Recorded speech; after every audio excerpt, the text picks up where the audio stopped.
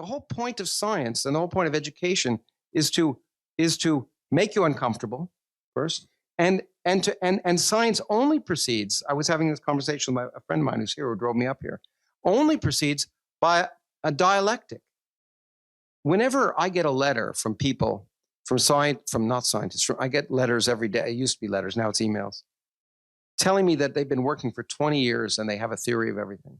Okay, you know right away it's suspect, because unfortunately, people have this picture of Einstein working alone, and he wasn't really working alone in a room developing general relativity. Is not the norm. Science proceeds by dialectic. I say something, you challenge it, you criticize me, and try and cut to the quick what I'm saying, because that's the way the scientific community works. Because only if I can convince you, only if I can survive the test of experiment and rational debate, will my ideas survive and be worth talking about.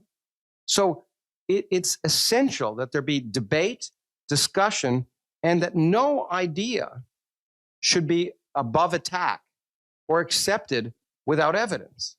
And what we see happening in academia and in the scientific journals is certain things that are not allowed to be said because they may offend some people.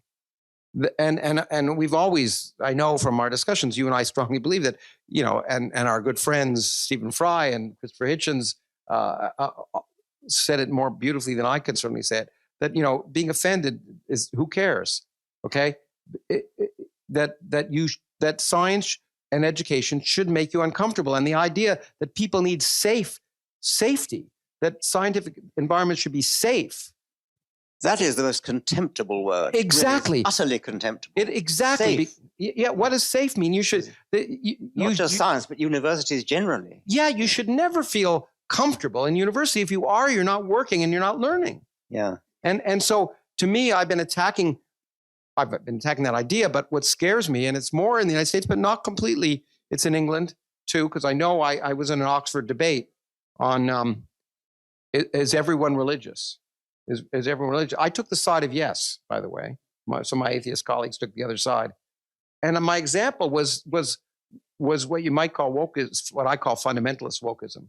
That you get rid of religion and people still believe in certain ideas in the absence of evidence and in spite of evidence, and also defend them almost to the death, that you cannot question them.